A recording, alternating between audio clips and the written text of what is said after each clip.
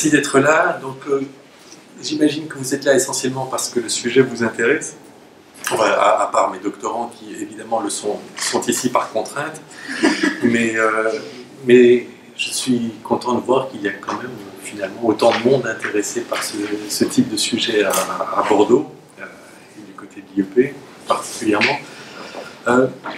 Ce dont je voudrais vous parler aujourd'hui s'intègre dans un projet plus large que je mène sur l'idée que le droit, la normativité, en contexte musulman, arabe et musulman,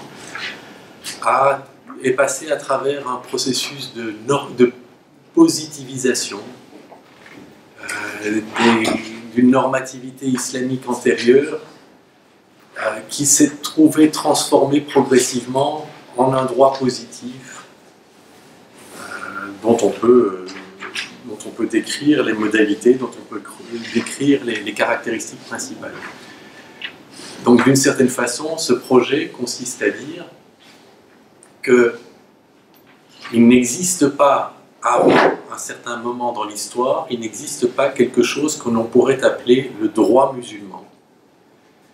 Mais ce qui ne veut évidemment pas dire qu'il n'existe pas avant un certain moment dans l'histoire quelque chose qu'on pourrait appeler la charia ou le fiqh, qu'on pourrait appeler la loi révélée, si on veut, ou la doctrine islamique. Cette doctrine islamique et cette loi révélée ont, sous l'effet d'une dynamique historique particulière, ont connu une transformation profonde qui les ont transformés donc en quelque chose qu'on peut appeler le droit musulman. Autrement dit, je ne prétends pas qu'il n'existe pas de normativité islamique avant le XIXe siècle, qui est mon moment charnière. Je dis qu'il n'existe pas une normativité islamique dont on puisse parler dans les mêmes termes que l'on parle aujourd'hui du droit positif français, belge, marocain, indonésien ou autre. Bonjour. Oui. Bien sûr. Donc, il faut bien m'entendre sur ce que je dis. C'est important, je le répète sous différentes formes. La charia existe au moins depuis la révélation prophétique. Le fiqh, en tant que doctrine islamique, existe depuis au moins la constitution des écoles doctrinales islamiques, malikites, hanbalites, shafiites, hanafites. Ça, oui, ces normativités existent indubitablement depuis ces moments-là au moins. Mais ces normativités pensées dans les termes du droit positif, elles n'existent qu'à partir d'un certain moment dans l'histoire, qui est le moment de l'avènement international, d'ailleurs, global, du positivisme juridique. C'est un moment de codification, c'est un moment de constitutionnalisation, et c'est sur cette question de la constitutionnalisation que je vais m'attarder un peu plus aujourd'hui. Et ce, dans un pays particulier, à propos d'un pays particulier, le Maroc. C'est un projet général qui vise aussi bien à observer des évolutions historiques relatives au droit et au droit positif dans les pays musulmans, qu'il ne vise à examiner des pratiques contemporaines dans le domaine du droit. Les évolutions historiques, je m'intéresse par exemple à la question de la transformation de la coutume en droit coutumier au Maroc entre le XVIIIe et le XXIe siècle. Je m'intéresse aussi à l'apparition de l'expertise médicale devant les tribunaux égyptiens, et particulièrement l'expertise psychiatrique, et comment les catégories de la psychiatrie, qui est elle-même une invention du XIXe siècle, sont travaillées par le droit positif du milieu du XIXe siècle au milieu du XXe siècle. Et puis je m'intéresse historiquement à ce dont je vais vous parler, l'évolution du constitutionnalisme marocain. Au titre des pratiques contemporaines auxquelles je m'intéresse, il y a par exemple l'étude comparée des jugements pour faits d'homosexualité dans des pays comme l'Indonésie, le Liban, l'Égypte et le Sénégal, où il peut y avoir l'étude, comparée toujours, de ce que fait le juge en matière de droit familial quand la loi est silencieuse. Vous connaissez, la plupart d'entre vous, si vous êtes juriste, connaissez l'adage que le juge ne peut, la loi n'est jamais, le droit n'est jamais silencieux dans aucun de ces secteurs, et que le juge ne peut jamais refuser de se prononcer. Les deux adages combinés font que quand une disposition n'est pas codifiée, le juge doit entreprendre un travail d'identification de la norme applicable. En contexte musulman et en matière de droit familial, l'identification de la norme applicable le conduit généralement à aller voir ce qu'il en est dans la charia et le fiqh, dans la loi révélée, pour traduire rapidement, et la doctrine islamique. Mais comment le fait-il? Comment un juge éduqué au droit positif, à la faculté de droit de l'université Mohammed V, par exemple, comment ce juge fait-il pour identifier dans un corpus qui n'est pas son domaine de compétence particulier, pour identifier la norme applicable? Et quand il identifie cette norme applicable, qu'en fait-il? Comment la formule-t-il pour qu'elle soit utilisable aux fins judiciaires qui sont les siennes? Donc là, je vous ai dessiné, grosso modo, le cadre dans lequel mon intervention d'aujourd'hui se situe. Alors cette intervention porte, vous le savez, sur le constitutionnalisme dans le contexte spécifique du Maroc. Alors le constitutionnalisme, au même titre que le droit musulman, dont je vous parlais à l'instant, le constitutionnalisme n'est pas, ni en contexte musulman, ni ailleurs, un objet qui n'a pas une histoire. Tout au contraire, évidemment, le constitutionnalisme est un phénomène historique dont on peut retracer les différents jalons. John Adams, un des pères fondateurs des États-Unis, parlait de l'état de droit, the rule of law, comme le gouvernement des lois et non des hommes. C'est une expression qui s'incarne, et c'est une formulation qui s'incarne dans un document particulier, la Constitution. La Constitution, dans son sens d'aujourd'hui, dans son sens actuel, est une notion relativement nouvelle. Alors bien sûr, il existe en latin, par exemple, un terme qui s'en rapproche, constitutio, mais constitutio en latin et en droit canon ne renvoie absolument pas, bien qu'on puisse comprendre la parenté des termes, mais ça ne renvoie pas à l'idée de constitution telle que nous l'entendons à la faculté de droit ou en droit public et constitutionnel aujourd'hui. L'idée de constitution telle que nous la connaissons aujourd'hui est récente. Elle remonte dans sa première expression à la Constitution du Massachusetts en 1780.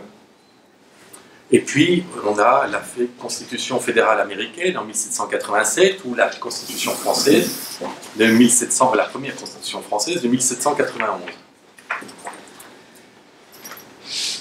Quand ils rédigent ces constitutions,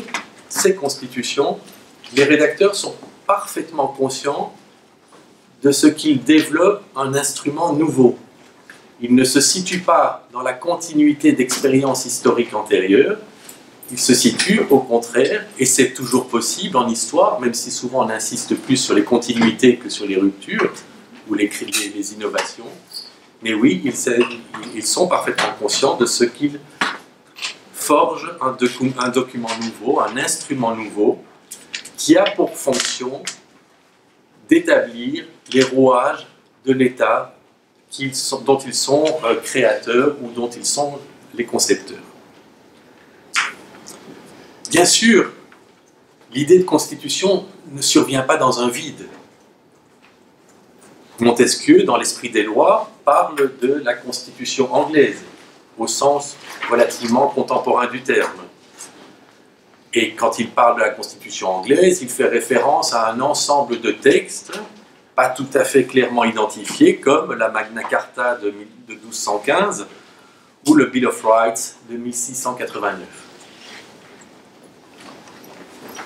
Il n'en demeure pas moins que la Constitution et l'esprit qui va avec l'esprit constitutionnaliste, le constitutionnalisme, est un concept moderne, tardif, et comme tous les concepts, on peut en faire ce que j'appellerais une ontologie historique.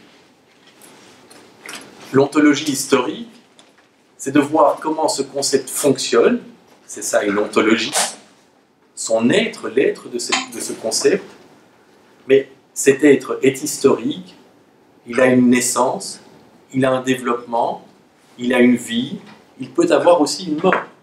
Des concepts peuvent disparaître.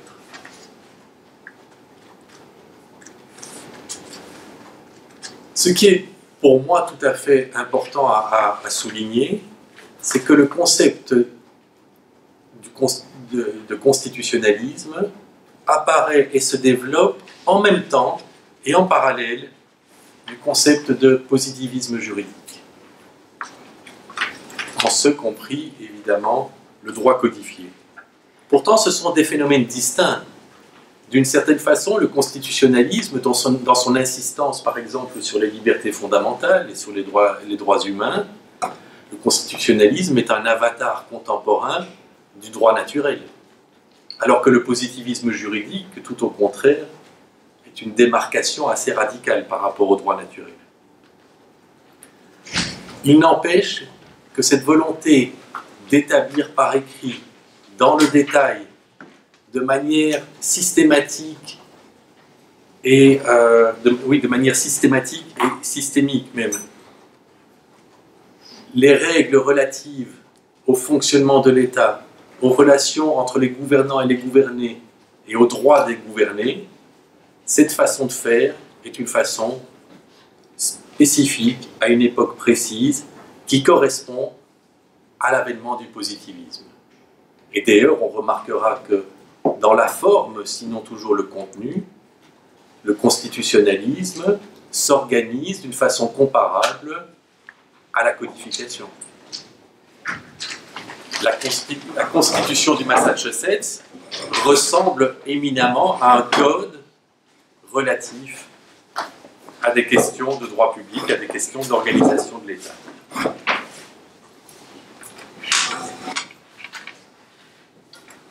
Le XIXe siècle, que certains ont qualifié comme de siècle du droit, siècle d'avènement du droit positif, sous-entendu, est un siècle de diffusion progressive, mais finalement globale, des modèles américains et français de constitution, avec l'idée de réunir en un seul et même document à la fois un Bill of Rights, donc un texte établissant les droits et libertés des citoyens, et le cadre du gouvernement, d'un gouvernement fondé sur la séparation des pouvoirs. Ces caractéristiques-là, vous les retrouverez à peu près partout dans les constitutions du monde aujourd'hui. Ce modèle qui commence au Massachusetts, qui aujourd'hui est un modèle quasi universel, même des États relativement réfractaires comme l'Arabie Saoudite, ont fini par adopter un texte s'apparentant à une constitution. Donc cette forme constitutionnelle s'est étendue au monde entier Et on peut chercher à connaître les raisons de ce succès. On peut se demander ce qui est à l'origine d'un tel succès. Alors, bonjour. Plusieurs raisons sont envisageables, évidemment. La première raison, là je me tourne de nouveau vers Fouad, parce que ça me ramène à une discussion qu'on a eue ce matin. Une des premières raisons, c'est de dire simplement, c'est une transplantation, c'est un phénomène de mimétisme. On adopte la constitution en Indonésie parce que le colonisateur néerlandais en Indonésie avait lui-même adopté la constitution. On est dans un simple phénomène mimétique. Une chose que l'on observerait dans les politiques publiques, ou qu'on observerait dans la codification du droit, ou qu'on observerait dans l'ensemble des secteurs de la vie sociale, économique et politique. Autre idée, ce n'est pas simplement du mimétisme, ce serait l'idée que, en quelque sorte, la Constitution serait un talisman de modernité. La Constitution, ce serait cette espèce de boîte secrète qui contiendrait tous les éléments nécessaires à l'accession à la modernité. Mais ce qu'on observe aussi, et c'est à mon avis le cas le plus fréquent, c'est que l'on recourt à la Constitution et au constitutionnalisme parce qu'on est convaincu, peut-être à tort, ça c'est une autre question, mais on est convaincu de ce que la Constitution est un outil flexible mais efficace de gouvernance. Il faut se resituer dans la logique du XIXe siècle en France, en Europe, aux États-Unis, mais aussi dans le reste du monde. C'est le siècle de la modernité triomphante. Ce n'est pas par hasard que c'est donc aussi le siècle du droit. Le droit est associé à la modernité triomphante, en tout cas le droit positif est associé à la modernité triomphante. Et la Constitution s'insère dans la même dynamique. Pourquoi ? Parce que pour des réformateurs, comme par exemple les réformateurs égyptiens ou les réformateurs ottomans ou les réformateurs iraniens, persans, tunisiens d'ailleurs aussi, pour les réformateurs, la Constitution n'est pas simplement un joli parement montrant ou faisant croire que l'on a accédé à la modernité.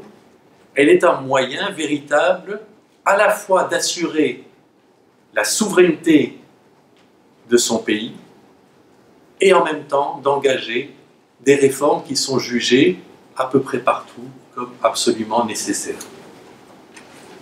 Une fois de plus, entendez bien ce que je dis, je ne prétends en aucun cas que la Constitution est effectivement un outil de modernisation. Sans doute l'a-t-elle été très souvent, mais peu importe. La question n'est pas de dire ici que la Constitution est un outil bon ou mauvais.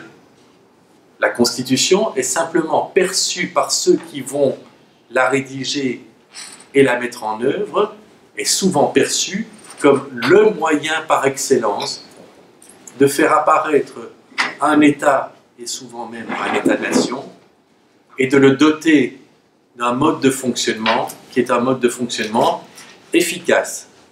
Alors efficace, ça peut être efficace dans un souci de bonne gouvernance, ça peut être efficace aussi dans un souci d'exercice du contrôle et du pouvoir. Et on remarquera souvent que des élites se trouvent derrière l'adoption de la Constitution, non pas pour imiter le colonisateur, mais pour asseoir et renforcer leur propre pouvoir et leur propre rôle d'élite à l'intérieur des États nouveaux, pour reprendre la formule d'Ayad Ben Achour, le constitutionnaliste tunisien. Dans le monde musulman, alors de nouveau, chaque fois, je vous dis, entendez-moi bien, j'apporte des nuances. Je dis monde musulman par facilité. Est-ce que c'est la bonne caractérisation de pays ayant une population majoritairement musulmane? C'est une très bonne question. Et je crois que souvent, non, ce n'est pas la bonne caractérisation de ces pays. Ces pays peuvent être caractérisés par une ethnicité, une culture, une langue, une religion, un système socio-économique. Il y a mille et une façons de caractériser n'importe quoi, y compris des pays et des États. Mais par facilité, et puis parce que il y a quand même, en caractérisant le Maroc, par exemple, d'États musulmans ou de pays musulmans, il y a quand même des dynamiques comparables avec d'autres États présentant cette caractéristique. Par facilité, je dis, dans le monde musulman, tout en sachant très bien qu'à bien d'autres égards, ce n'est pas la caractérisation principale et la plus pertinente.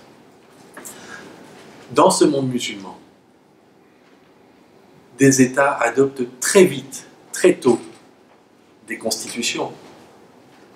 La Tunisie en 1861, l'Empire ottoman en 1876, l'Égypte en 1882, l'Iran en 1906.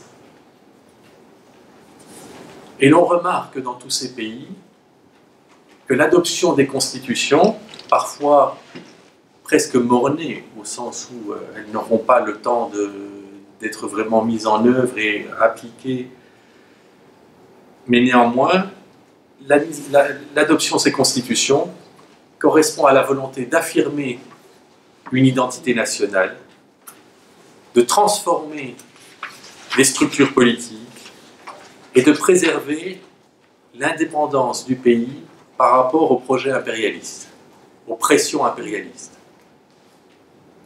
Donc on est dans une situation qui n'est pas coloniale.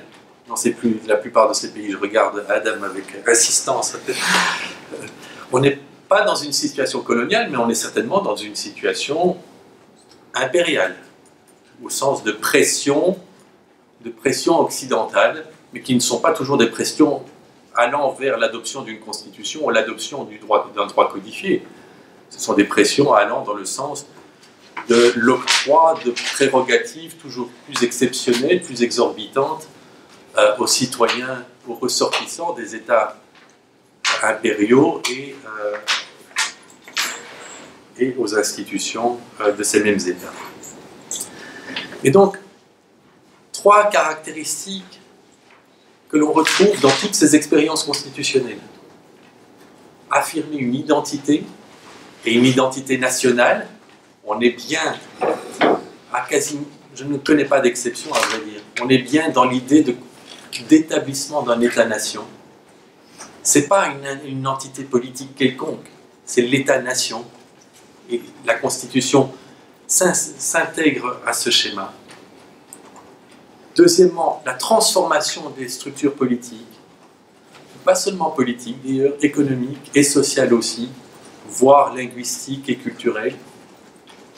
Et donc on retrouve cette idée de réformisme, identité, réformisme, et enfin, souveraineté et indépendance. Identité et souveraineté et indépendance pouvant être en partie confondues d'ailleurs.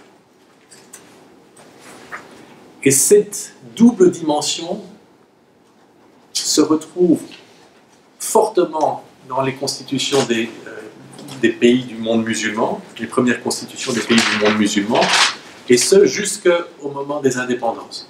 Et en fait, même en partie au-delà.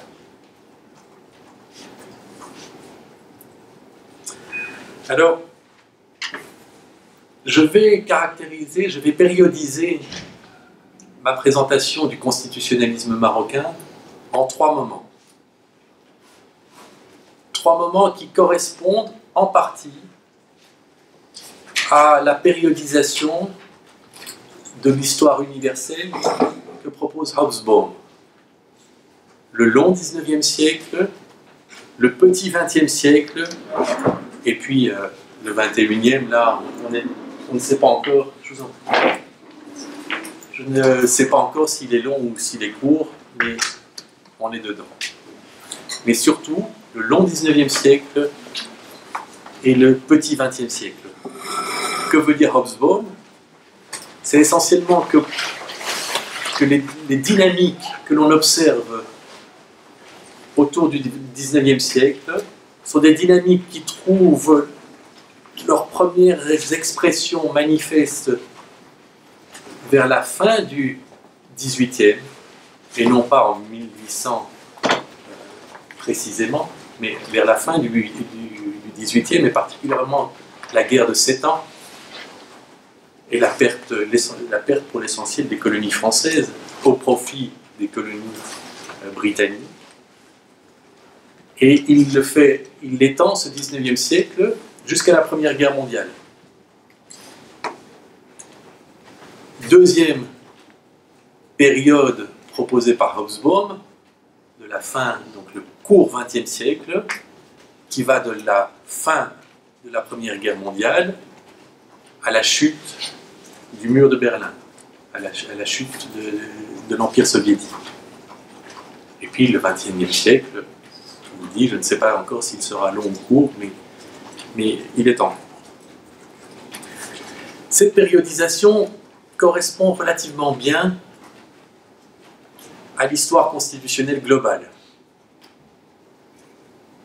Long 19e, oui, mais on voit la constitution du Massachusetts à la fin du 18e, et à l'exception des États-Unis, on observe des évolutions, un caractère relativement secondaire du droit constitutionnel, une insistance sur la dimension essentiellement politique du texte constitutionnel.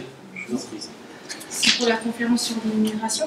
Ah non, ça c'est sur le constitutionnalisme marocain. Excusez-nous, ils ont dit A028, je suis vraiment désolée.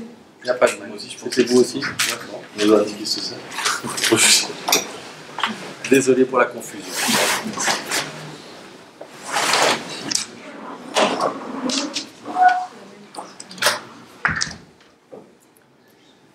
Donc, cette périodisation correspond assez bien à l'évolution du constitutionnalisme. Long 19e, qui commence à la fin du 18e et se prolonge jusqu'à la Première Guerre mondiale, avec, dans le contexte européen, je mets de côté le contexte nord-américain qui est un peu particulier, mais dans le contexte européen, le fait que la Constitution et le droit constitutionnel sont relégués à l'arrière-plan à l'époque, essentiellement par crainte du gouvernement des juges, par crainte d'une mise en cause de la souveraineté parlementaire. L'idée aussi simplement que la Constitution est avant tout un instrument politique et non pas un instrument juridique. Mais ça, on l'observe sans trop de difficultés, en Europe en tout cas, dans le constitutionnalisme européen. La Constitution, on l'a créée vers la fin du XVIIIe, mais dans sa conception essentiellement politique, elle perdure jusqu'à la Première Guerre mondiale. Deuxième période, c'est de la fin de la Première Guerre à la chute du mur de Berlin, c'est l'avènement du constitutionnalisme, l'importance toujours accrue, non seulement l'avènement du constitutionnalisme, mais la judiciarisation du constitutionnalisme, c'est-à-dire l'avènement des cours constitutionnels, cours conseils et autres, l'avènement d'une justice constitutionnelle, qui va encore tarder un peu d'ailleurs, puisque à l'exception de l'expérience autrichienne, à la fin de la Première Guerre mondiale, dans les années 20, il n'y a pas de cours constitutionnel en Europe avant la fin de la Deuxième Guerre mondiale, mais à ce moment-là, on en voit le développement toujours exponentiel, et aujourd'hui, on est dans un monde évidemment d'hyper-constitutionnalisation et d'hyper-judiciarisation de la Constitution. Et puis, troisième période, qui est la période actuelle, où on observe une accentuation encore du mouvement constitutionnaliste, une accentuation de sa judiciarisation et une accentuation de sa légalisation. La Constitution devient de plus en plus un objet juridique et de moins en moins un objet strictement politique, au moins dans l'évolution qu'on lui donne. De nouveau, les formes que ça prend sont variées. Mais donc, cette périodisation me semble valoir pour le contexte constitutionnel occidental. Est-ce que cette périodisation vaut aussi dans le contexte des États du Sud, et particulièrement des États musulmans? Je crois que oui, moyennant certains aménagements. Ce n'est pas exactement les mêmes dates qu'il faut proposer, mais on voit bien qu'il y a des évolutions parallèles et qui correspondent en partie. Le constitutionnalisme du XIXe siècle, dans ces États, c'est le constitutionnalisme que je viens de décrire, à savoir un constitutionnalisme arc-bouté sur l'idée d'identité nationale, de souveraineté nationale et de réforme intérieure. Mais évidemment, surtout dans les pays colonisés, ce constitutionnalisme, dans sa deuxième phase, s'intéresse davantage à l'indépendance des États, à l'affirmation d'une identité nationale opposée à toute forme d'empiétement sur sa souveraineté, et à la mise en place de l'État nouveau, non pas à la réforme de l'État précolonial et colonial, mais à la mise en place d'un État nouveau, un État nouveau qui peut prendre des orientations idéologiques évidemment différentes, voire extrêmement contrastées. On sait bien que certains États étaient plus alignés sur le bloc de l'Est et d'autres plus alignés sur le bloc occidental, et cela a eu évidemment des répercussions constitutionnelles fortes. Et enfin, un troisième temps constitutionnel qui, dans le cas marocain, me semble démarrer dans les années 1990, mais peut être situé à des moments différents selon les pays en question. Et c'est un moment de constitutionnalisation plus forte encore et de technicisation de la Constitution. Et l'exemple marocain de 2011 est certainement un exemple intéressant de ce point de vue-là, où on a une constitution qui a presque doublé de volume, qui est devenue inflationniste, très, je dirais méchamment verbeuse, mais en tout cas très bavarde. Elle dit beaucoup de choses, elle met en place beaucoup de choses. De nouveau, on sait bien que en matière de droit constitutionnel comme ailleurs, ce n'est pas parce qu'un texte établit une institution que cette institution fonctionne et qu'elle fonctionne exactement comme le texte voudrait qu'elle fonctionne. Mais ça, c'est une autre question. Mais ce qu'on peut observer, c'est qu'il y a l'idée forte, à partir des années 1990 et accentuée en 2011, j'y reviendrai tout à l'heure,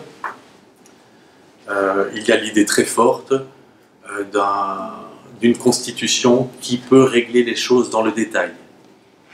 Toujours à plusieurs niveaux, au niveau de l'identité du pays, de la nation, au niveau de l'organisation des pouvoirs et particulièrement de la relation des administrés et des gouvernants, des institutions et des citoyens, et puis toujours la liste des droits qui va de plus en plus souvent bien au-delà de ce que le Bill of Rights établissait à l'origine.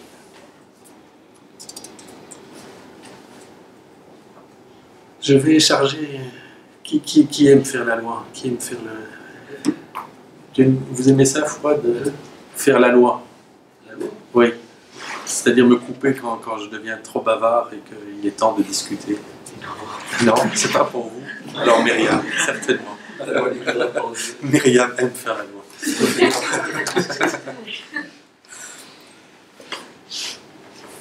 Maintenant, on en arrive à nos moutons marocains.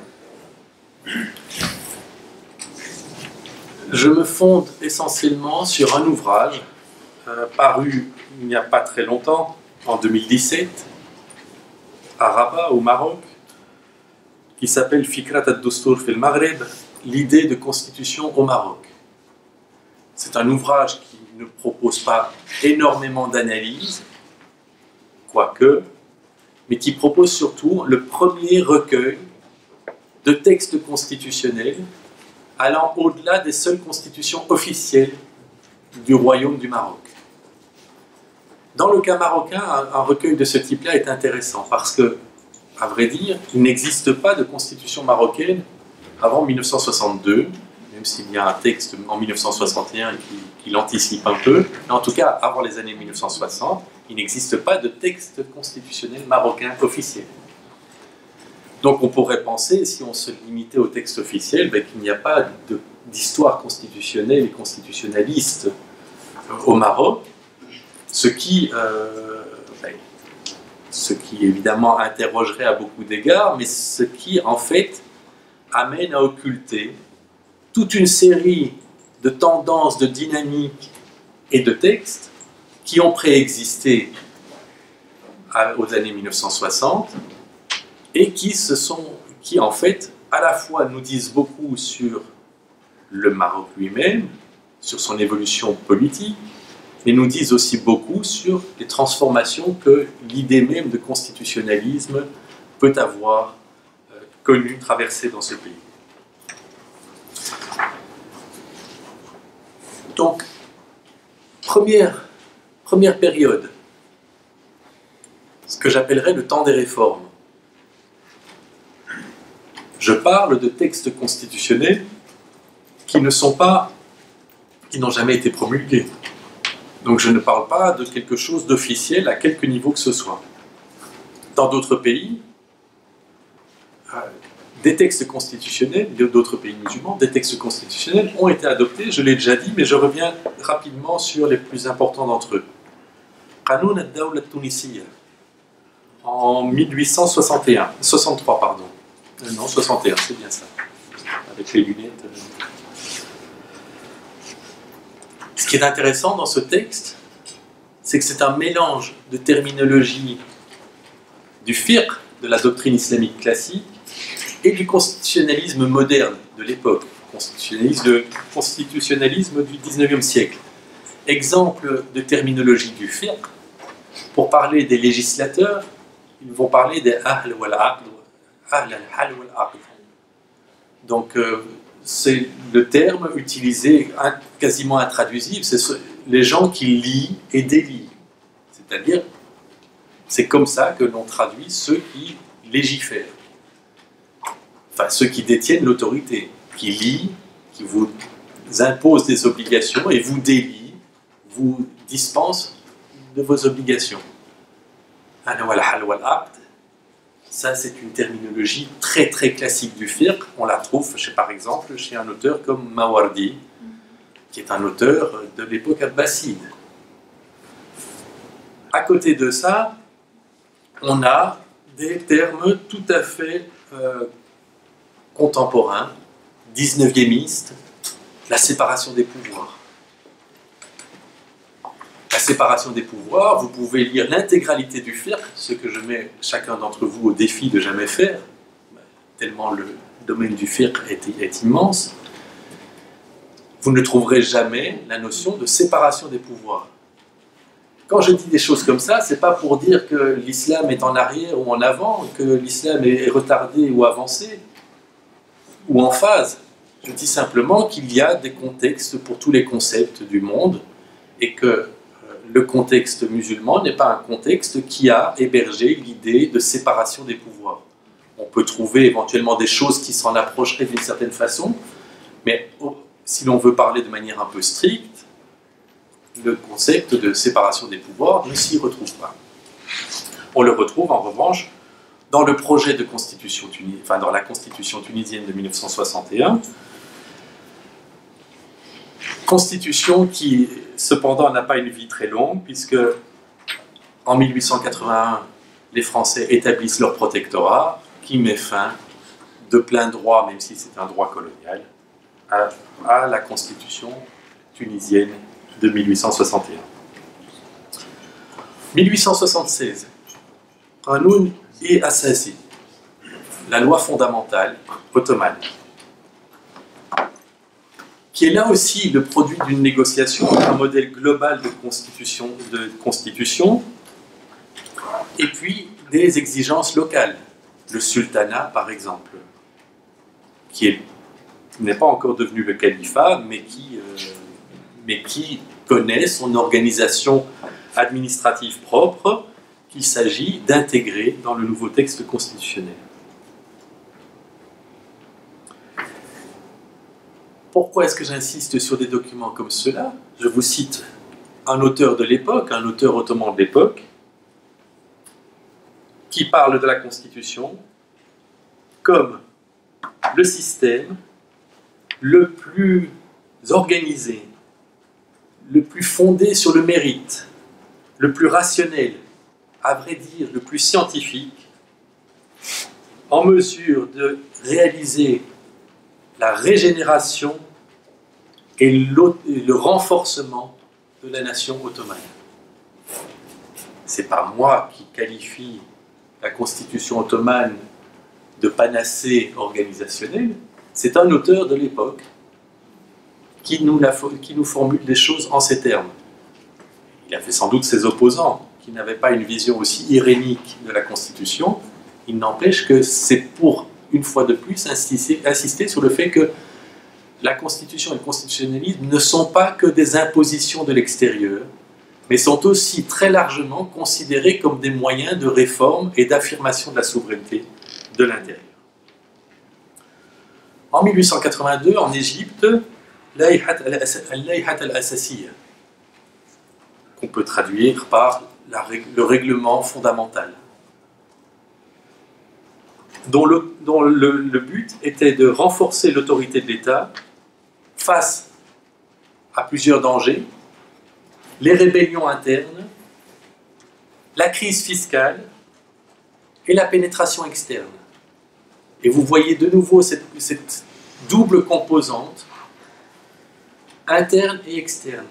Il s'agit de se réformer, mais se réformer, c'est entre autres pour être mieux capable de résister à la pression impérialiste. Dans le cas égyptien, c'est évidemment l'endettement qui écrase l'État égyptien suite entre autres au percement du canal de Suez et aux dettes que l'État égyptien a dû contracter dans ce but-là. Enfin, en Iran, en 1906, le Qanun Asasi et son supplément, son complément, le Mutammim, le Qanun Asasi, de 1906 donc, qui établit les droits et devoirs du Parlement, les droits de la population, les pouvoirs de la monarchie, les pouvoirs du gouvernement, du pouvoir judiciaire, les finances publiques, vous voyez qu'il y a comme une obsession autour des finances publiques à l'époque, et le rôle de l'armée. On est typiquement dans les constitutions du 19e siècle, qui sont des constitutions de l'État gendarme. L'État qui est là pour affirmer son autorité, mais qui n'est certainement pas l'État-providence que l'on voit petit à petit s'implanter en Europe après la Deuxième Guerre. Et en fait aussi, même si on peut avoir toutes les réticences de la Terre à l'égard de cette notion et de son effectivité, mais État-providence qui prétend aussi s'implanter en contexte du Sud, musulman et marocain.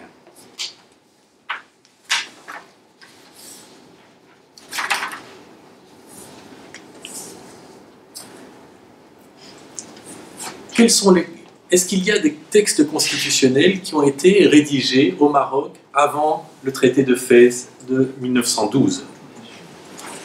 C'est intéressant, déjà, en tant que tel, comme question, parce que même si l'on sait bien que d'énormes pressions étaient exercées sur le Maroc avant l'adoption du traité de Fès, forcément, et c'est bien ça qui a mené à l'établissement du protectorat, il n'empêche que c'est une période où le Maroc est au moins formellement encore indépendant. Et donc, l'idée que des textes constitutionnels cherchent à organiser l'État marocain de l'époque mérite d'être explorée parce qu'elle nous révèle comment on concevait l'identité du royaume chérifien à l'époque, comment on concevait la résistance à l'extérieur, et comment, une fois de plus, excusez-moi si je radote, mais comment on concevait aussi les nécessaires réformes intérieures au pays en matière fiscale, en matière de relations entre les pouvoirs, en matière de linguistique, religieuse et autres. Donc, il existe un texte, mais il en existe en fait plusieurs. Si on veut bien évidemment avoir une conception un peu large de ce que c'est qu'un texte constitutionnel, surtout s'il n'a pas été promulgué. Parfois écrit par des noms marocains. Donc, dans un cas, écrit par un non marocain, c'est-à-dire par un Syrien qui était le représentant du sultan ottoman à la cour chérifienne. En fait, on a des mémorandums, des manifestes, des déclarations qui ont une nature constitutionnelle plus ou moins affirmée. C'est vrai qu'on va finir dans le noir complet ici.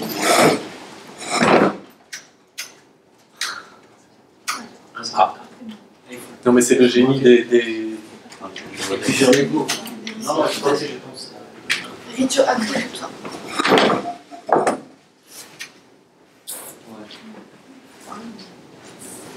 C'est tout? Ici, ici? Non.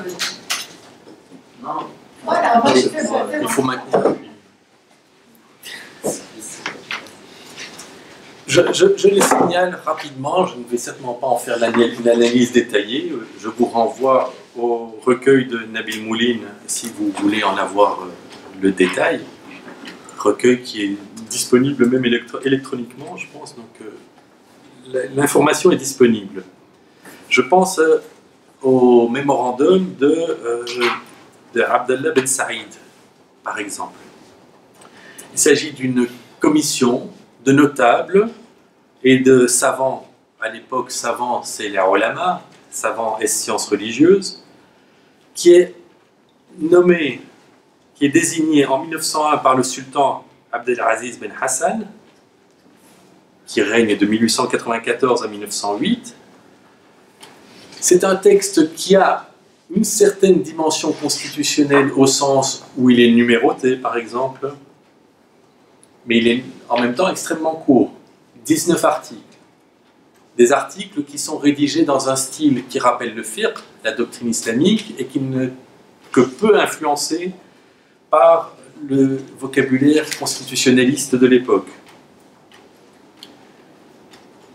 Semble recourir à des moyens traditionnels de réforme, mais est en même temps intéressé par la documentation administrative des actes de l'État, par l'élection de conseils, l'élection étant là aussi un mode extrêmement moderne de désignation des représentants. La rationalisation des institutions chérifiennes par la nomination de fonctionnaires, la détermination de leur salaire, et puis aussi l'organisation du commerce, de l'agriculture, des villes, des lieux de culte, de l'armée, comme toujours. La nomination de juges et d'un Chief Justice, d'un Qadi al-Qudat, c'est-à-dire d'un ministre de la Justice qui est en même temps un juge suprême, et par quoi on voit à quel point ce texte est influencé par l'Empire ottoman, par l'organisation ottomane. En 1906, on a un autre texte qui n'est pas inintéressant, de Ali Zniber, qui s'appelle la sauvegarde de l'indépendance et refus de la manipulation coloniale.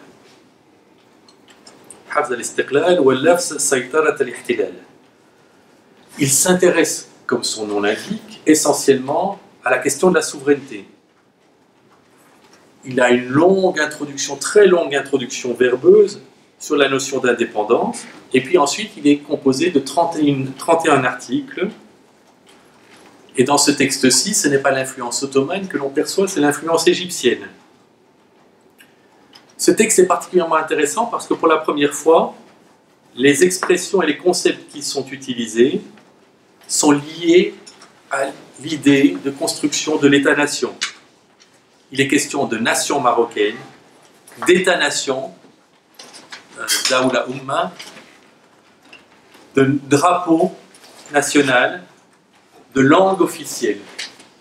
Toutes choses que vous auriez du mal à trouver antérieurement au XIXe siècle en contexte musulman et en contexte non musulman aussi d'ailleurs. Il est rédigé dans un style constitutionnaliste qui parle de pouvoir exécutif, d'égalité, d'élection du Sénat. Il est aussi, comme toujours, très insistant sur la question des interférences étrangères. Il nous dit que par ailleurs, il faut que le pays s'engage dans l'importation des sciences modernes, des sciences et des techniques modernes, afin de promouvoir le progrès de la nation. Je vous répète, on est en 1906. On n'est pas encore directement sous la domination française.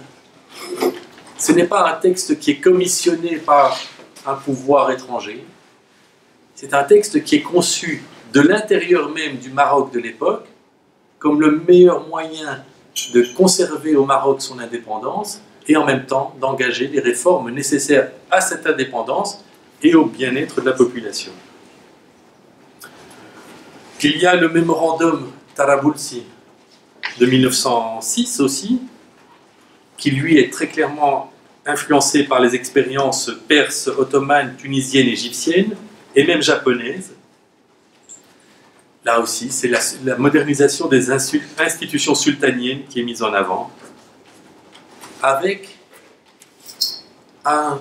quelque chose qui apparaît comme un leitmotiv à travers le monde musulman tout au long des 19e et 20e siècles, la question de la codification de la charia. Et ça, c'est un sujet sur lequel je ne vais pas m'appesantir aujourd'hui, mais qui est un sujet totalement fondamental pour comprendre ce qui se passe à cette époque. Ce qui se passe le plus souvent, ce n'est pas la volonté d'adopter un système à la place d'un autre, c'est la volonté d'utiliser les moyens et techniques que l'on observe chez l'autre pour perfectionner le système qu'on aurait soi-même. Évidemment, ce qui n'est la plupart du temps pas perçu, et pas non plus toujours expliqué aujourd'hui, c'est que dans cette adoption de procédures nouvelles pour traiter de normes anciennes, on fait beaucoup plus qu'un toilettage procédural. En fait, on profondément la nature même des normes qui sont en place ou que l'on voudrait mettre en place. Je vous donne un exemple très bref, mais l'idée d'un pouvoir législatif, c'est une idée qui bouleverse complètement la normativité islamique. Un pouvoir législatif, on peut certes le présenter comme la volonté de rationaliser ce qui existe, le rendre plus performant, mais en réalité, un pouvoir législatif, c'est la possibilité d'adopter des normes nouvelles et d'abroger des normes anciennes. Par définition, la norme islamique ne peut pas être abrogée pour un croyant. Par définition, si c'est une norme transcendante, aucun homme ou femme, et je parle de manière très machiste parce que le texte dont je parle et l'époque dont je parle est une époque machiste, eh bien, par définition, il n'y a pas d'intervention humaine possible pour abroger la norme édictée par Dieu. Il peut y avoir des interprétations nouvelles, mais de la norme telle qu'elle existe. Ça, c'est dans le dogme, évidemment. Tout le monde sait très bien que la normativité islamique a évolué, s'est transformée, s'est adaptée comme toutes les normativités du monde. Que la loi de Dieu n'a pas empêché des interprétations qui, parfois, étaient des interprétations extrêmement progressistes, ou en tout cas évolutives. Il n'empêche que sur le principe, il n'y a pas de pouvoir législatif humain en contexte strictement musulman. Or, l'adoption d'une constitution, avec l'idée de pouvoir, de séparation des pouvoirs, dont un pouvoir législatif, par définition, introduit l'idée d'un pouvoir capable d'édicter des normes nouvelles et d'abroger des normes anciennes. Comment ça va se passer? Ça, chaque évolution politique, constitutionnelle, juridique de chaque pays va aménager les choses différemment. Mais je vous vous donne un exemple, j'adore les excursus, et puis finalement j'ai un problème à revenir à mon argument principal, mais c'est pas grave. Je vous donne un exemple égyptien. En 2000, le Parlement adopte une loi, la loi numéro 1 de l'année 2000, qui, entre autres dispositions, établit la possibilité d'un divorce, qu'on appelle le divorce khul', qui est un divorce à l'initiative de l'épouse, moyennant renonciation par le mari, par la femme, pardon, moyennant renonciation par la femme à tous les biens qu'elle a obtenus du fait de son mariage, essentiellement la dot, ou le don nuptial, aussi le don nuptial tel qu'il a été versé, mais aussi certaines pensions alimentaires, entre autres si elle est enceinte ou au moment du divorce, etc.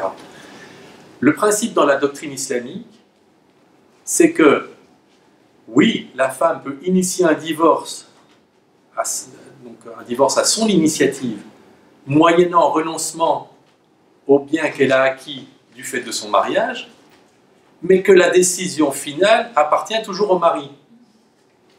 Ça, c'est la doctrine, et il n'y a pas d'exception à cette doctrine.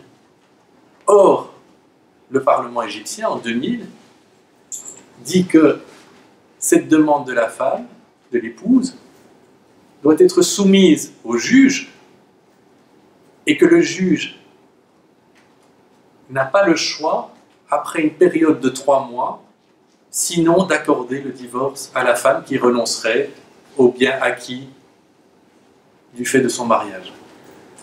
Voilà ce qu'un Parlement peut faire. Même si cette loi est habillée religieusement, on voit très bien qu'il y a quelque chose qui est profondément nouveau, et à vrai dire, qui aurait été probablement très perturbateur pour un savant musulman, un faqih musulman classique. Au sens où l'idée même de répudiation, c'est que c'est entre les mains du mari, c'est au mari qu'appartient le droit de dissoudre le mariage ou non. Et qu'il y a quelques exceptions qui sont des cas de divorce judiciaire, mais le divorce judiciaire, c'est le juge qui décide. Ce n'est plus le mari, parce que le mari est en cause dans ces cas de divorce, mais ce n'est certainement pas la femme non plus. La femme peut demander, initier l'opération, mais c'est le juge qui décide. Or, le khul' en Égypte depuis 2000 est exclusivement à l'initiative de l'épouse. Des tas de techniques ont été trouvées pour le rendre ineffectif, etc. Ce n'est pas ce sur quoi je veux insister aujourd'hui. Ce que je veux montrer, c'est que de manière fascinante, l'introduction d'un pouvoir législatif a complètement bouleversé la nature même de la norme islamique. C'est le Parlement qui aujourd'hui décide, alors le Parlement plus ou moins libre, hein, on le sait, mais c'est le Parlement qui aujourd'hui, le pouvoir législatif qui aujourd'hui en Égypte décide de la loi, même en matière balisée religieusement.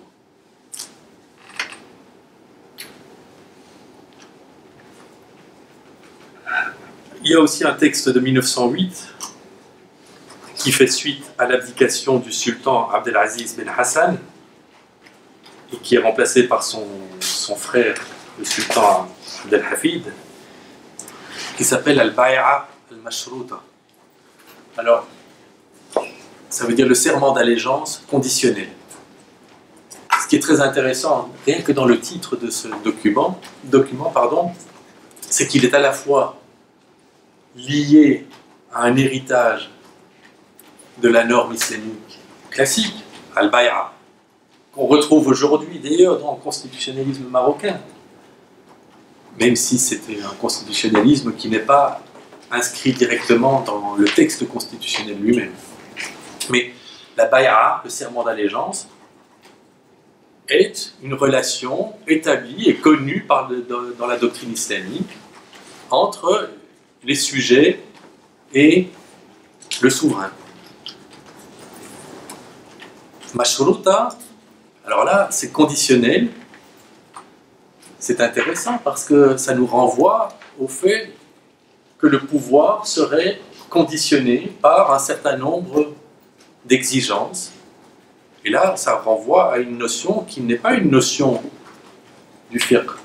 La bay'a mashruta n'est pas dans le fiqh. La bay'a liée, mais mashruta, non. Ça, c'est une importation directe du constitutionnalisme européen de l'époque. Enfin, il y a un document particulièrement intéressant, je ne sais pas pourquoi je n'en ai pas noté la date, je devrais pouvoir la retrouver si ça vous intéresse. C'est un document qui est produit par un journal de l'époque, le journal Lisan al-Maghrib, et qui s'appelle Constitution pour le royaume chérifien. 1908 aussi. C'est 1908 aussi. Ah, merci. Si je dis des choses qui sont erronées, parce qu'apparemment vous avez l'air de bien connaître le sujet, n'hésitez pas à intervenir. Hein, c'est pas...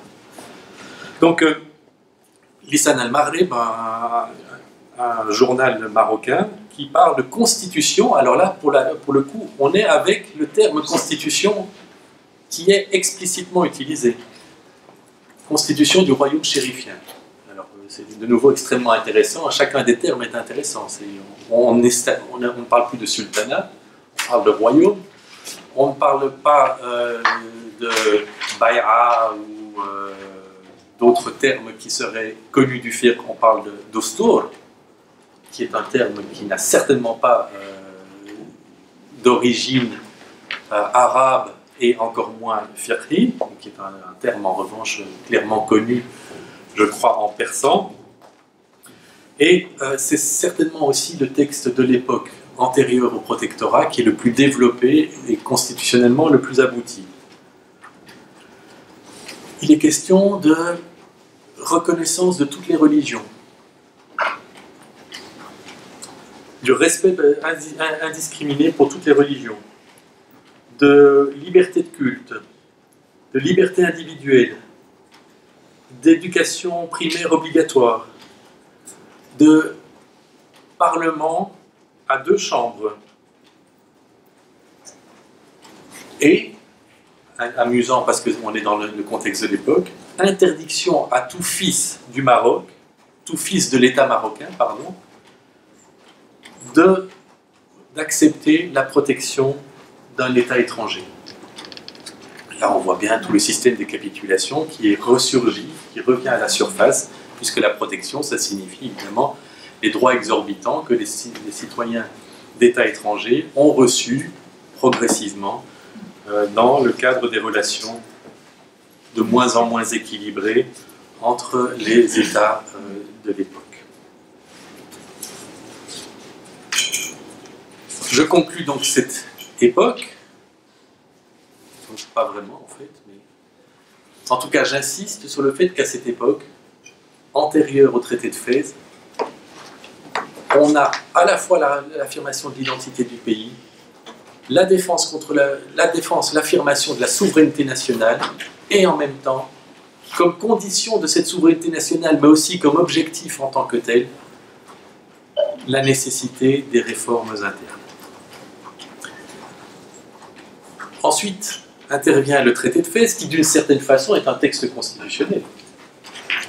C'est un texte qui établit le fonctionnement de l'État marocain sous la protection française.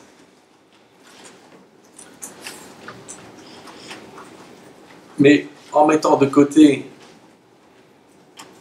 le texte du protectorat, quoique il faut souligner que ce texte est à la fois un texte réformiste à l'intérieur, hein, il s'agit de voir quelles sont les réformes qui permettront à terme à l'État marocain d'être indépendant.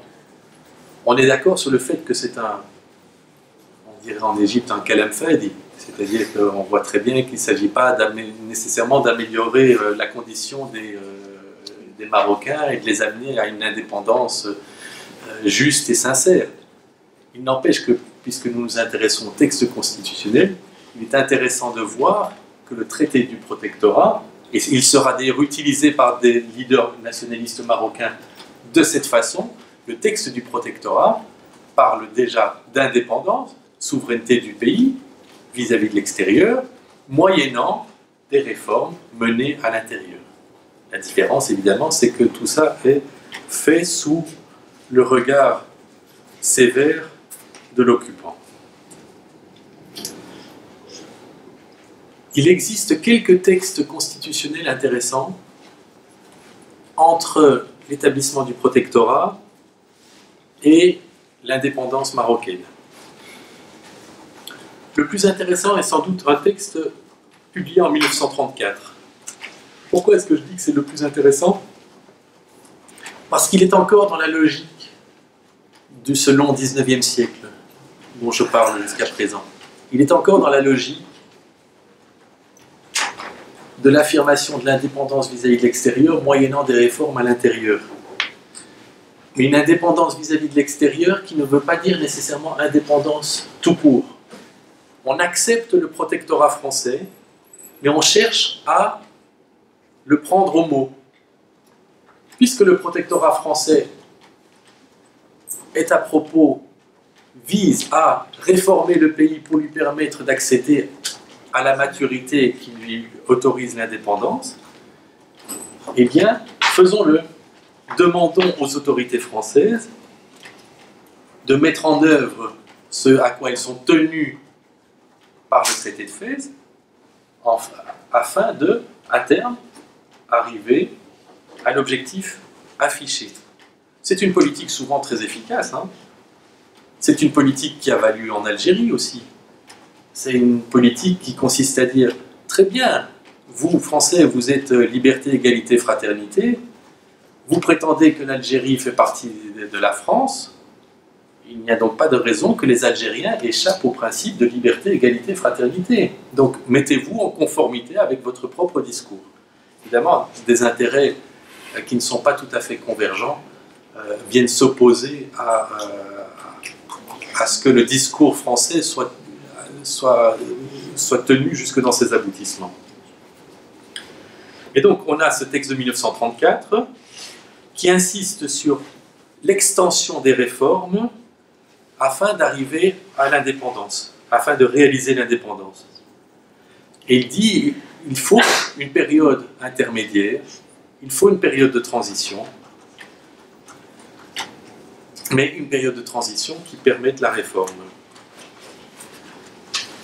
Ce texte est signé par des personnes qui vont devenir extrêmement intéressantes et importantes dans le mouvement national marocain. Je cite Alaa El-Fassi, Mohamed Hassan Ouazzani, Ahmed Balafrej, Ahmed Mekwar. Rien que ça. Donc, ce sont les grandes figures du Maroc nationaliste et indépendant, à l'exception évidemment de M5 et H2. Qui sont certainement aussi des figures majeures du Maroc, de l'indépendance marocaine. Majeures, ça ne veut pas dire des figures heureuses, ou souhaitables, ou généreuses, ou positives. Mais dire que Hassan II n'est pas une figure essentielle de ce qui se passe au Maroc de l'indépendance à sa mort, je crois que ce serait passer sous silence un des facteurs prépondérants des développements propres au Maroc.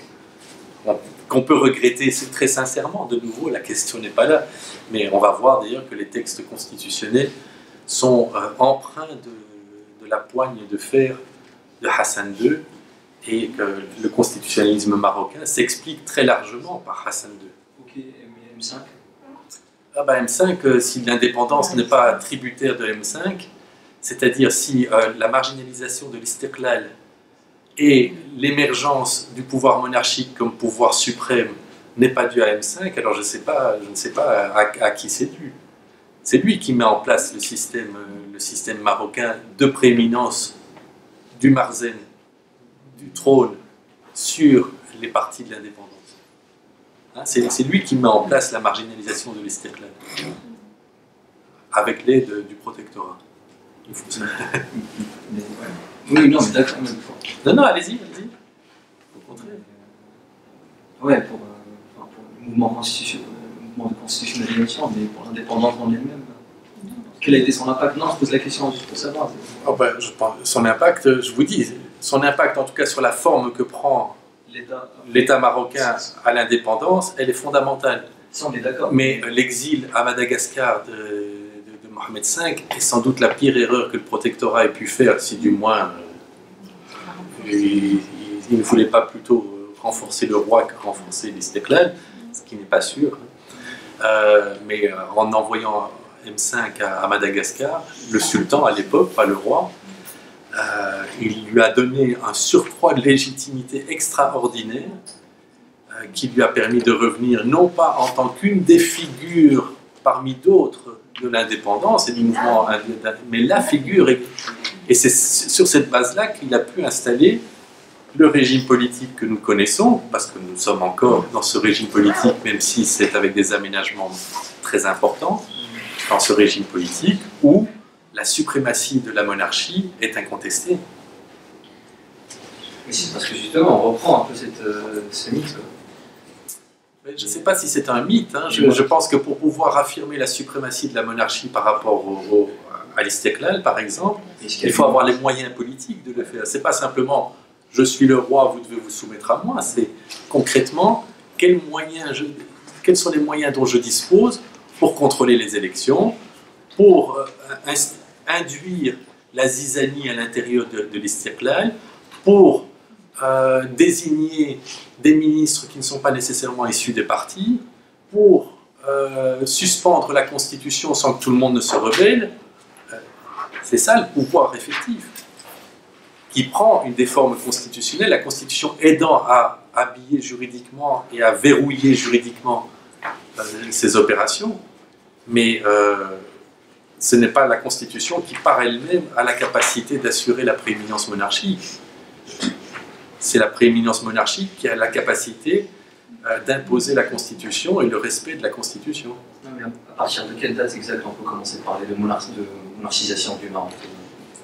Si on devait faire une véritable histoire de monarchie au Maroc, elle date de combien? De la monarchie au Maroc au sens large.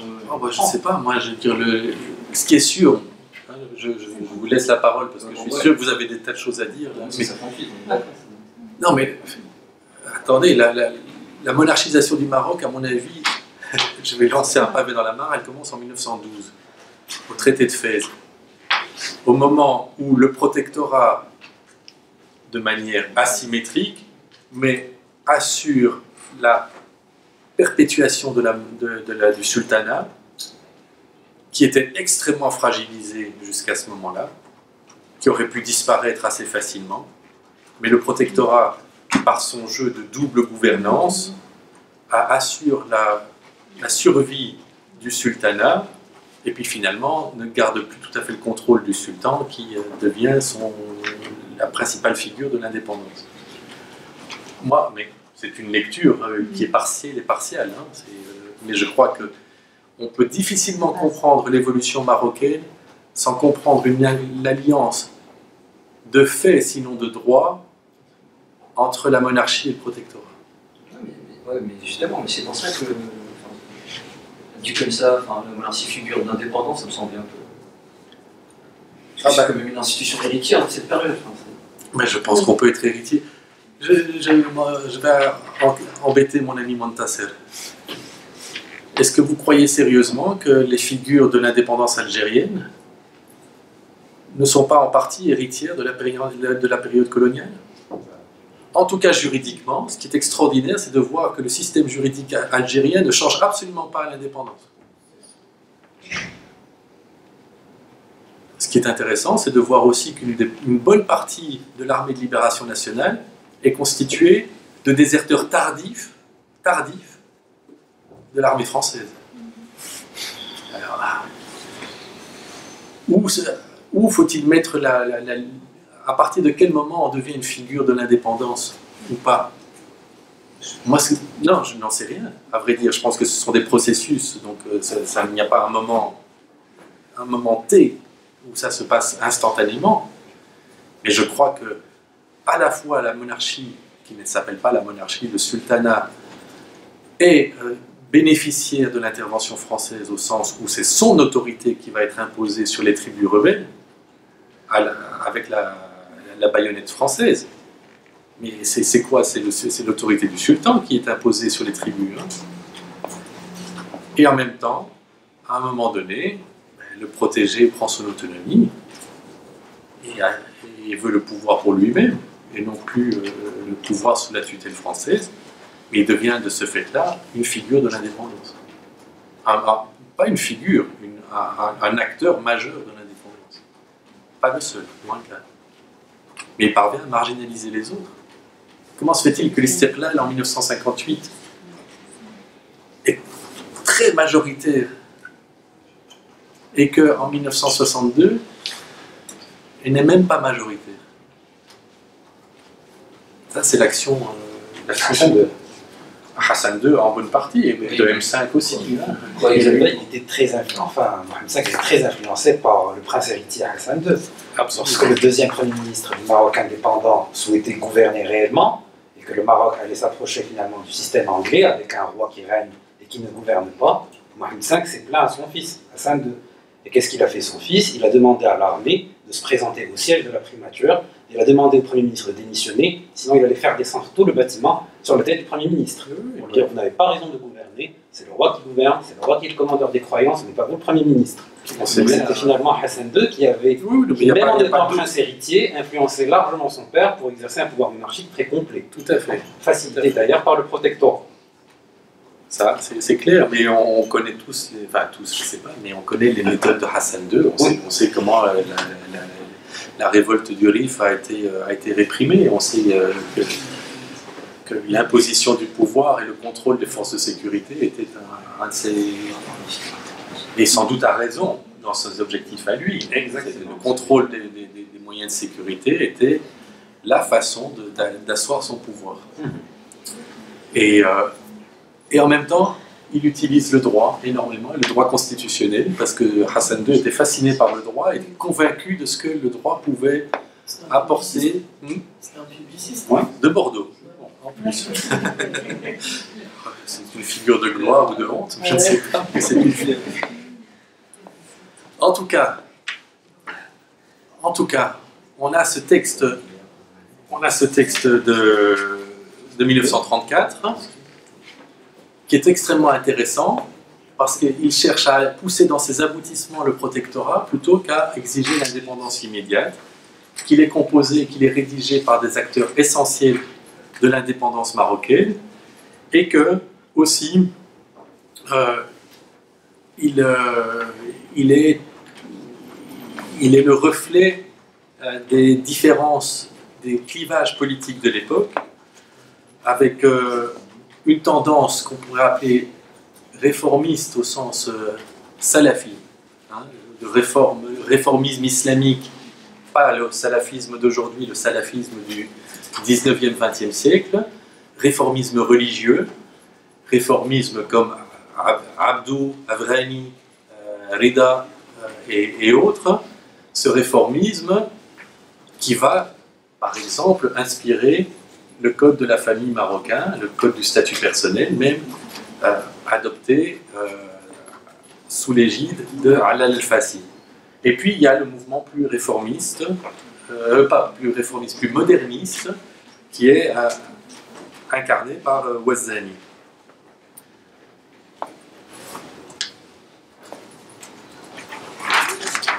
Croyez-vous que le protectorat français a saisi l'opportunité que le document de 1934, complété en 1936, lui offrait? Il offrait en fait une possibilité extraordinaire d'accorder une indépendance progressive et donc de ne pas perdre tout le pouvoir immédiatement et d'exercer une influence positive sur les évolutions marocaines en sorte d'arriver à un État marocain ayant la forme qu'il souhaitait lui voir prendre. Eh bien non, les demandes qui étaient pourtant assez modérées des rédacteurs de ce document, ces demandes ont été rejetées systématiquement par le pouvoir français qui a au contraire pensé qu'il était utile d'accentuer la répression, d'envoyer Alal El-Fassi au Bénin, si je ne me trompe, d'en envoyer d'autres dans le Sahara, bref,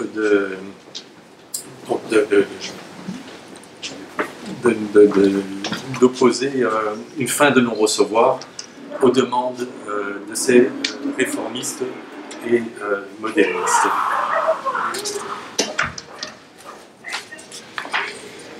Qu'en est-il du temps de l'indépendance?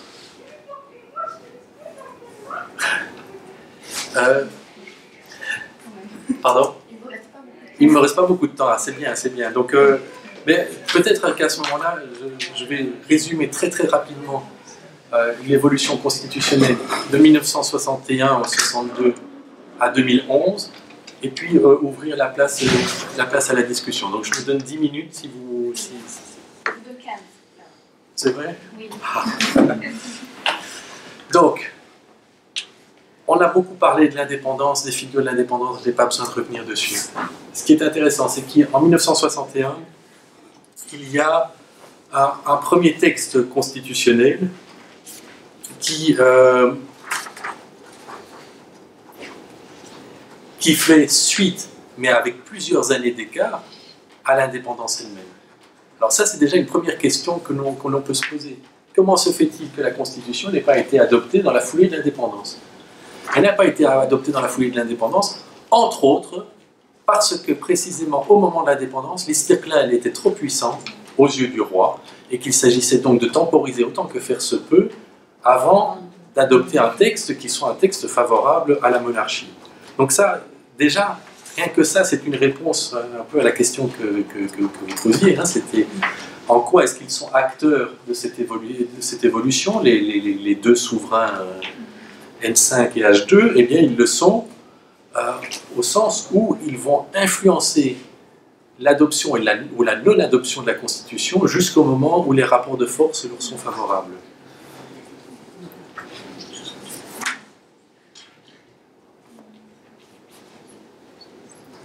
Premier texte, donc 1961, premier texte officiel, c'est Al-Qanoun al-Assasi lil-Mamlaka al-Maghribiya. C'est la loi fondamentale du royaume marocain. D'ailleurs, on le traduit souvent par le royaume du Maroc, mais dire le royaume marocain est quand même indicatif de ce que c'est le royaume d'abord et que marocain est un qualificatif du royaume.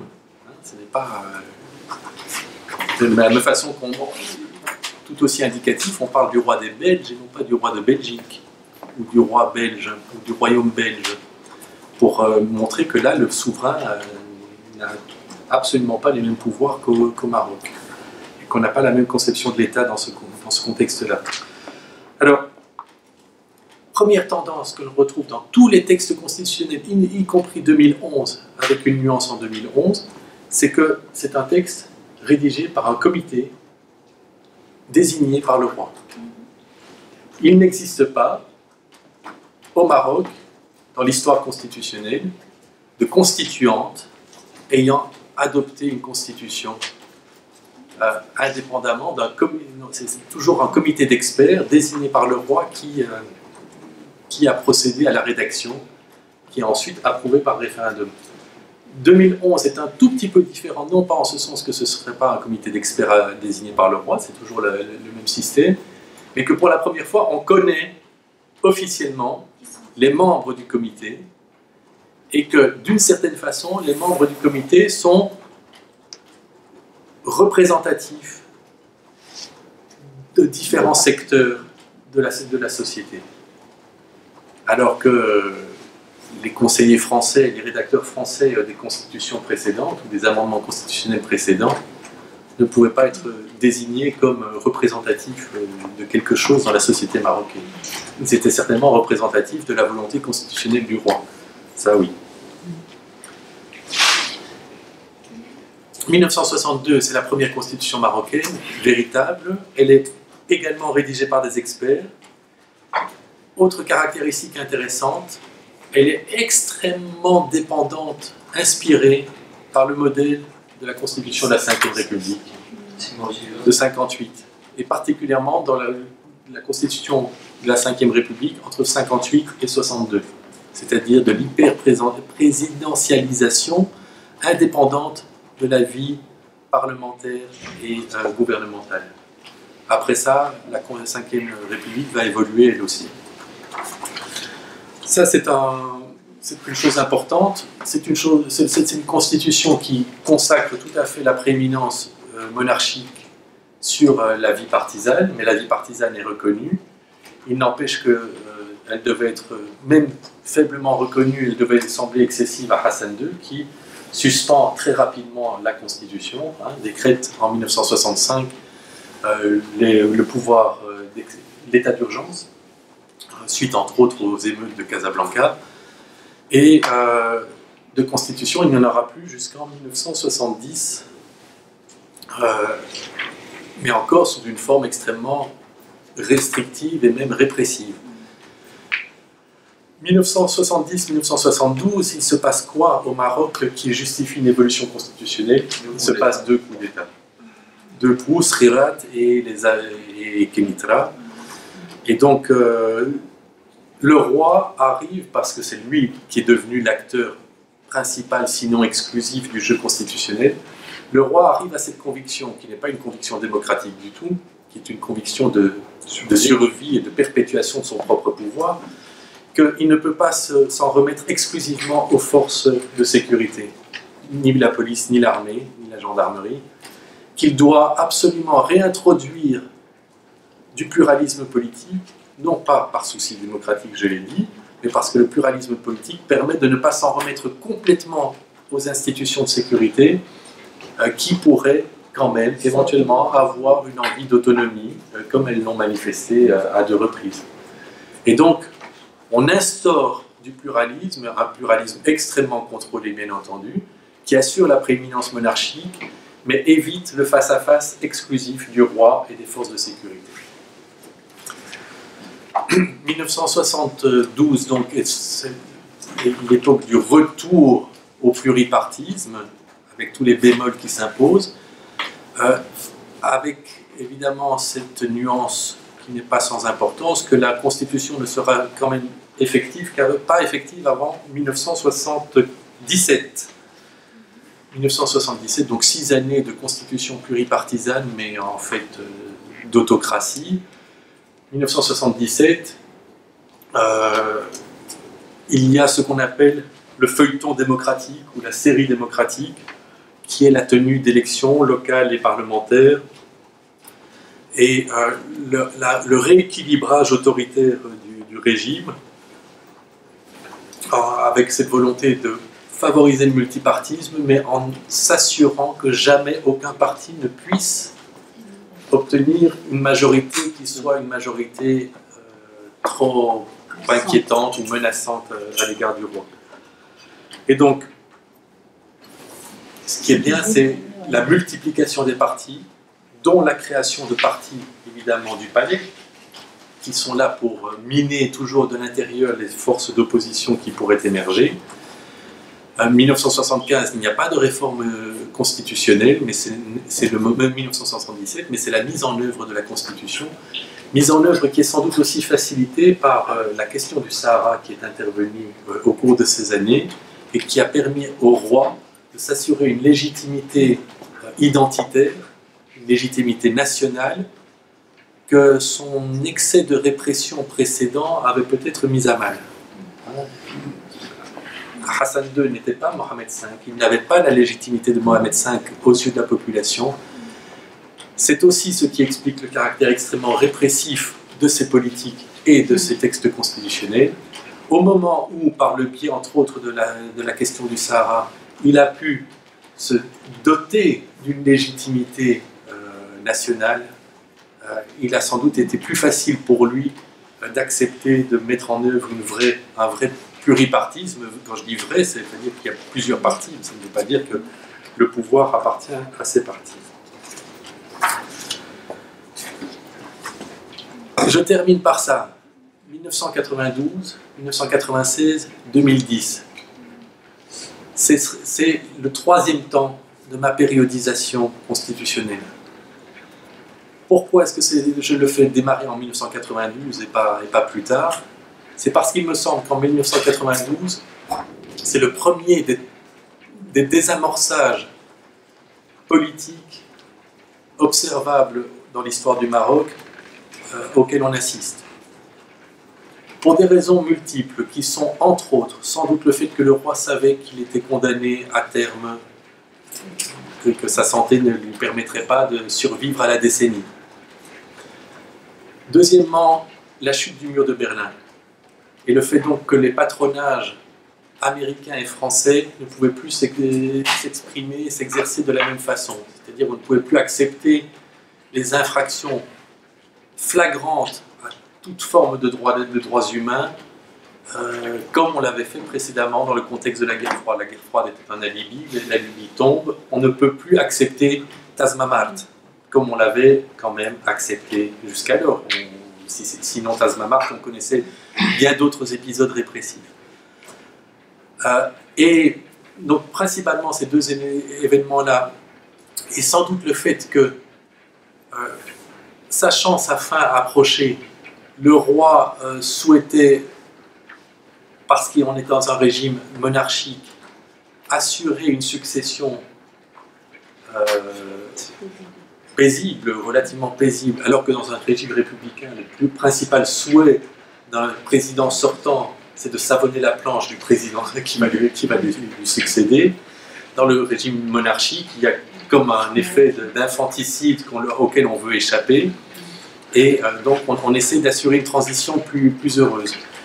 Toujours est-il qu'il y a une accentuation du pluripartisme, mais surtout une ouverture timide, on est au Maroc, sous Hassan II quand même, mais une ouverture réelle néanmoins à la société civile, et entre autres aux associations de défense des droits humains.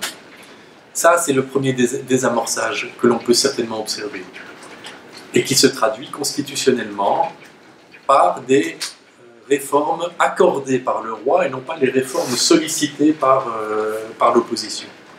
Dans ce contexte-là, il y a évidemment le gouvernement d'alternance qui se met en place. On sait bien que Youssoufi n'a jamais eu tous les pouvoirs en main. On sait quand même que Youssoufi a négocié sa primature et qu'il y a eu une forme d'ouverture politique du régime qui a accepté qu'un ancien opposant devienne le Premier ministre. Dans des conditions très restrictives, entre autres le fait qu'il ne contrôlait pas du tout les ministères de souveraineté comme les ministères de l'Intérieur, évidemment Basri était là, ministère des Affaires étrangères, ministère des Affaires religieuses, les trois piliers des trois ministères de souveraineté par excellence au Maroc. Donc on voit bien que Youssoufi n'avait pas de main là-dessus. Il n'empêche que sur les réformes économiques, les réformes sociales, il a certainement pu engager un certain nombre de choses et aussi échouer à réaliser un certain nombre de choses. Ça, c'est pour ces années-là. Deuxième désamorçage, qui ne prend pas tout de suite une tournure constitutionnelle, c'est évidemment la succession. La mort de Hassan II, l'avènement de Mohamed VI, avec certainement la volonté, au moins au niveau de la communication, de présenter la monarchie sous un jour nouveau. Mohamed VI dit que le développement humain est le chantier par excellence du royaume. Et on le présente comme le roi des pauvres, et on sait très bien que tout ça est largement mis en scène en termes de communication médiatique, mais il n'empêche qu'il y a quelque chose qui se passe à ce moment-là qui permet de canaliser la contestation, qui permet, dans le cadre d'un gouvernement d'alternance encore, de transformer le régime marocain sans en changer les éléments essentiels. Le troisième désamorçage, c'est évidemment l'année 2011 et les suites données par le palais au mouvement du 20 février. Mouvement du 20 février qui n'est évidemment pas souhaité et voulu par le palais, mais qui est extrêmement bien géré par le palais. Pour rappel, le 20 février, il y a ces manifestations relativement massives à l'échelle marocaine. Le 9 mars, le roi a déjà, dans son discours, une réponse à ces manifestations. En termes politiques, c'est une réponse très rapide, puisque c'est une réponse en plus consistante. On ne l'aime pas, de nouveau, tel n'est pas le problème. Mais on voit qu'il y a des propositions concrètes qui sont faites lors du discours du 9 février, qui prennent appui sur des réformes qui étaient entamées, comme la fédéralisation, la régionalisation plus exactement, parce que fédéralisation, ce serait sans doute un peu excessif, comme la régionalisation, le comité économique et social qui était déjà en place, mais on capitalise ces réformes engagées pour aller nettement plus loin et proposer une nouvelle constitution. Alors jusqu'à présent, en 1961, 1962 surtout, 70, 72, 92, 96, ce sont en fait des réformes constitutionnelles. Il ne s'agit pas de nouvelles constitutions à proprement parler, même si souvent au Maroc, on affirme que ce sont des nouvelles constitutions, mais on regarde le texte, ce sont des amendements plus ou moins mineurs. Juridiquement, c'était de nouvelles constitutions, sauf celles de 92 et de 96. Oui, oui. 92 Juridiquement. et 96, c'était les seules qui étaient des révisions. Mais sur le contenu, on voit très bien que... Ça veut dire quoi juridiquement? Juridiquement, c'est que la constitution de Elle se présente comme... La constitution de 70 disait abroger la précédente. Celle de 72 disait abroger la précédente. Par contre, en 92 et en 96, ce n'était que des révisions constitutionnelles. On les apportait comme des révisions. On n'avait pas un effet abrogatoire. Donc le Maroc, en fait, n'a connu que 3 véritables constitutions. 62, 70 et 72. Juridiquement. Et après, celle de 2011 est une vraie nouvelle constitution, au sens où l'ordonnancement des textes, des articles est complètement différent. Il y a un développement du nombre d'articles extrêmement important, que des articles aussi symboliques, 19, c'est cet article 19, devient 41-42, avec une séparation sur laquelle je reviens pour conclure, une séparation des 2 corps du roi, pour ainsi dire. Mais donc, troisième désamorçage, 2011, où on voit bien comment la monarchie parvient à capter et à récupérer le mouvement du 20 février, non pas seulement pour l'endiguer, mais aussi pour le transformer à son avantage. Ce qu'il faut voir, c'est qu'au Maroc, il n'y a pas que le roi qui est vecteur d'immobilisme. Il y a aussi d'autres pans de la société qui sont vecteurs d'immobilisme et qui parfois empêchent la monarchie d'avancer là où elle voudrait aller. Et dans le cas de la Constitution de 2011, on voit très bien comment le palais a saisi une opportunité pour imposer la première constitution de Mohamed VI, là où jusqu'alors ça lui avait semblé impossible. Je ne rentre pas dans le détail de cette constitution, si ce n'est sur un élément, le roi lui-même. Et on en parlait à l'instant, jusqu'alors, les prérogatives du roi étaient assurées par un article, l'article 19, qui confondait 2 dimensions de la personne du roi, qui confondait le roi en tant que chef de l'État et arbitre suprême de la nation, et le roi en tant que commandeur des croyants. On voyait bien donc qu'il y avait confusion des 2 fonctions de la personne royale. En 2011, la Constitution de juillet 2011, elle sépare, distingue en 2 articles numérotés totalement ailleurs dans l'architecture du texte, les articles 41 et 42, distingue le roi en tant qu'arbitre suprême de la nation et le roi en tant que commandeur des croyants. Ça sent rien. Pardon? Ça sent rien, ça reste le même texte. Non, c'est pas du tout le même texte. C'est pas du tout le même texte. Et de nouveau, on peut toujours, par rapport au texte juridique, on peut toujours avoir, ce qui est une attitude politiste fréquente, c'est de dire tout ça, ça ne fait que masquer la réalité ou ce ne sont que des distinctions cosmétiques. Je ne crois pas que ce soit des distinctions seulement cosmétiques. Je pense qu'il y a eu une véritable volonté de faire évoluer la fonction monarchique au Maroc. Ça ne veut pas dire, pour autant que cela ait abouti, ça ne veut pas dire non plus que ça allait dans le sens des revendications de toutes les parties concernées. Mais il y a une véritable évolution, et cette véritable évolution, c'est de dire précisément les fonctions religieuses et les fonctions séculières du monarque ne sont pas les mêmes. Et que des amendements constitutionnels sont toujours imaginables. Et les fonctions séculières, l'arbitre suprême de la nation, celles-là, ce sont des fonctions politiques, et strictement politiques. Et le roi ne s'appelle pas commandeur des croyants dans ce contexte-là, il s'appelle le roi comme arbitre suprême de la nation. Alors que de l'autre côté, on est dans une formulation où on ne nous dit pas quelle est le domaine des affaires religieuses, mais on nous dit que comment le roi peut fonctionner dans ce contexte-là. Et c'est un contexte qui est évidemment extrêmement ouvert potentiellement. Mais est-ce que c'est seulement négatif? C'est pas sûr. Ouvert, la Moudawana 2004, qui a été certainement adoptée dans le même esprit, est là pour montrer qu'on peut utiliser les pouvoirs du roi en tant que commandeur des croyants d'une manière progressiste, évolutive. Sur les questions de l'héritage, sur la question du droit à l'avortement, sur la question de la peine de mort, sur la question de la bioéthique, sur la question du jeûne pendant le mois de Ramadan, sur toutes ces questions qui sont des questions toujours très sensibles dans le contexte marocain et pas seulement, c'est là qu'il est envisageable que des évolutions se produisent, juridiquement. On est bien d'accord. La société n'attend pas le texte de la Constitution pour se transformer. Hein? Ça, on est bien clair là-dessus.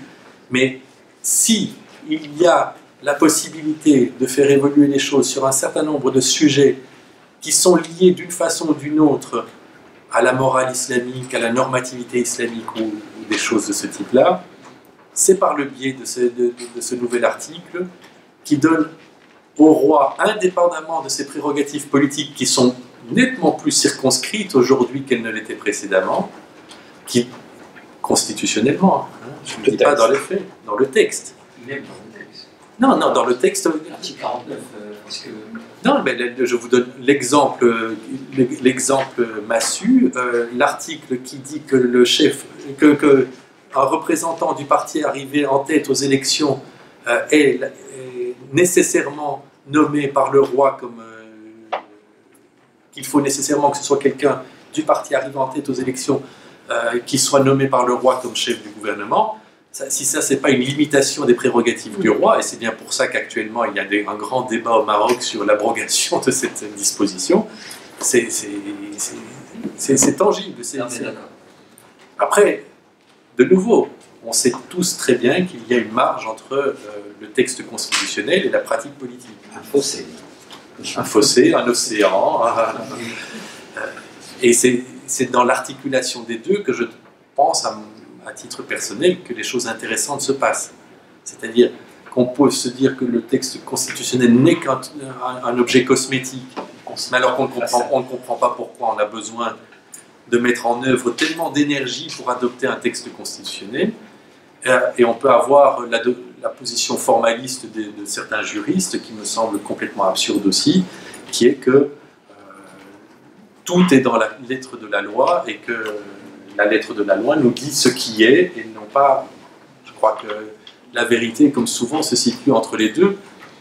Le plus intéressant est de voir comment on utilise l'outil constitutionnel pour organiser, verrouiller certains rapports de force, se donner le droit de procéder même de manière autoritaire. Regardez à quel point les régimes autoritaires sont friands de droit. Le droit n'est pas une question de justice, le droit n'est pas une question de droit naturel. Le droit positif, et c'est pour ça que et c'est là-dessus que je terminerai, le droit positif qui se distingue et se démarque du droit naturel est un outil de pouvoir et non pas un outil de justice. Cet outil de pouvoir a une expression constitutionnelle qui peut donner des évolutions dont on est heureux ou pas heureux, qui peut être respecté plus ou moins, qui peut être tordu aussi le cas échéant, mais qui en même temps ne manque pas d'avoir certains effets, peut-être pas toujours d'ailleurs ceux attendus par le constitutionnaliste à l'origine. Mais dire par exemple que le CNDH, la Commission nationale des droits de l'homme au Maroc, n'a aucun impact sur la vie politique de ce pays.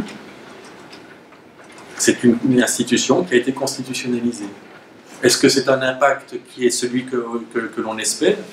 Est-ce que tous les problèmes des droits humains que l'on connaît au Maroc sont réglés par le CNDH? Évidemment pas. Est-ce que c'est une institution qui n'a aucune espèce d'efficacité? Là, en revanche, j'ai des doutes.